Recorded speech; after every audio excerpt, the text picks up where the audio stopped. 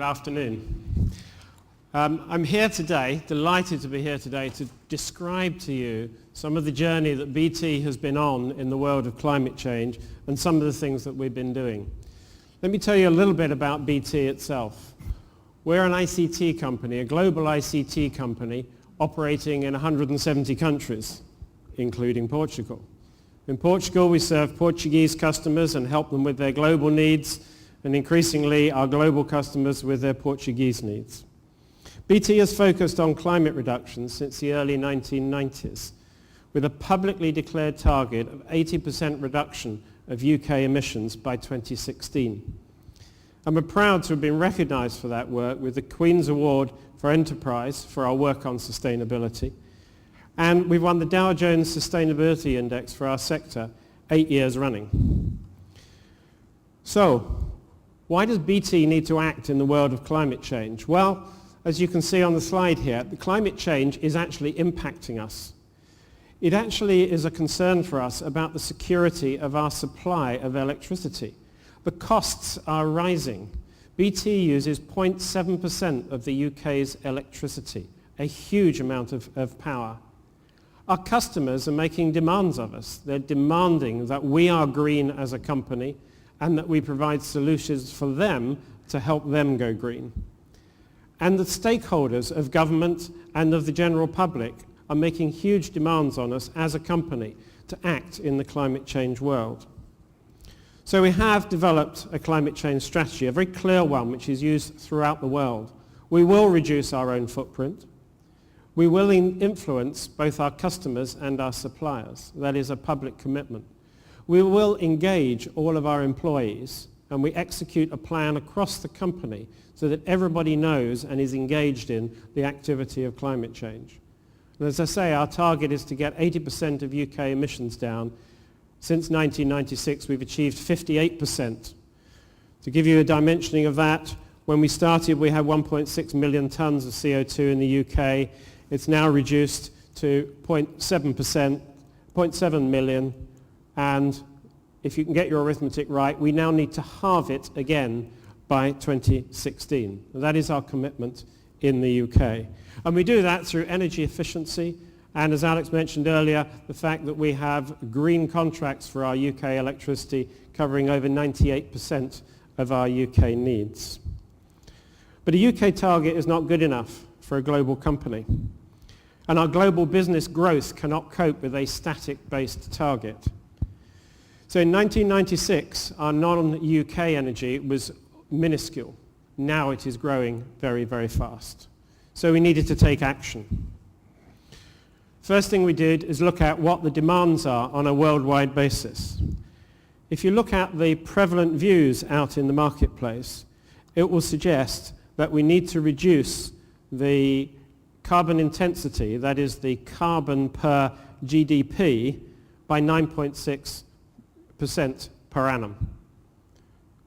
So we have looked at that target and thought to ourselves, well, what do we need to do as a company if the prevailing view is that we have to reduce that carbon intensity by 9.6% year on, year out? So we calculated our carbon intensity on a global basis, all of BT's activities in 170 countries. The result was we announced a climate stabilization intensity target that we would reduce our carbon per pound of value add by 80% by 2020. And that figure of 80% is becoming very commonplace in terms of the speak on climate change, and certainly fits with the UK government's targets associated with 80%. This target applies to all of BT's activities on a worldwide basis, and therefore is beginning to influence activity wherever it may be.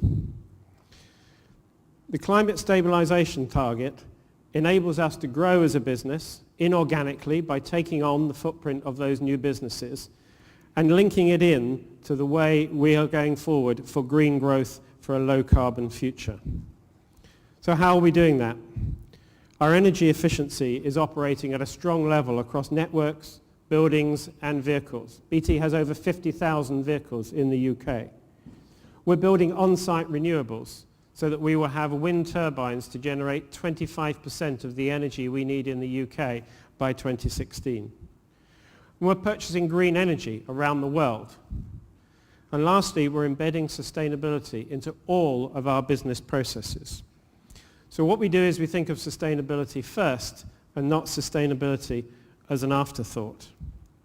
So boil BT down, and what do you have? You have a data center. That's what we are as a business. In our data centers, we're raising the ambient temperatures, widening the humidity thresholds. We're turning things off we don't need. That's a very, very lucrative way of saving money, I can assure you. But through effective network resilience, we're reducing the inactive power infrastructure. Inside data centers, you tend to have a power usage effectiveness of about 2.5 amps. If you don't know what that means, what it means is for 1 amp that gives you value, you spend 1.5 amps heating, cooling, and lighting the place. So you don't get a lot of value out of that other 1.5. So let's make that 2.5 down to a number less than 1.3. That is our ambition. But you won't do these things in the center with commands. You have to engage the whole of your workforce. We operate carbon clubs around the world. We have over 100 clubs of 6 to 10 people who manage local initiatives. And a number of those local initiatives become global initiatives associated with the green space. We also encourage other companies to make offers of green products into our customers. And closer into the ICT world, BT is working strongly with the ITU in terms of what are the standards for the equipment that we have for future generations. We all know about broadband and how wonderful it is because it's always on. The only trouble is it's always warm. So how can we make it go to sleep when it's not needed and stop using energy when actually it's not required? BT is actually the chair of the focus group on ICT and climate change in the ITU. But what we've heard a lot about in the the morning sessions and early afternoon is the opportunity for ICT with our customers. This is not just a challenge for BT and for ICT companies. This is a huge opportunity for our customers. Our customers need to address the sustainability issue themselves, and we have the products and the services which can help them do that. We offer a consultancy service so that we will go and footprint a customer's ICT for them and help them analyze how they can save money, that's good, but also save carbon and pursue their own carbon journey. And a range of offers that anyone who is in the ICT world will be familiar with as products and services we can take to market. And the Smart 2020 report has been an ideal icon for us to say, look, we know there is a price to pay for ICT of 2% of global emissions, but there's a 15% opportunity out there. And I would say that's a 15% business opportunity for anybody fortunate enough to be in the ICT business. BT's social responsibility is made visible throughout the company.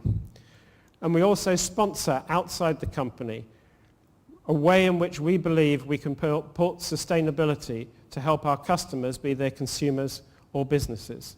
It's not a nice to have, this is an essential social and economic growth for us all. BT in Portugal and BT around the world would like to work with all of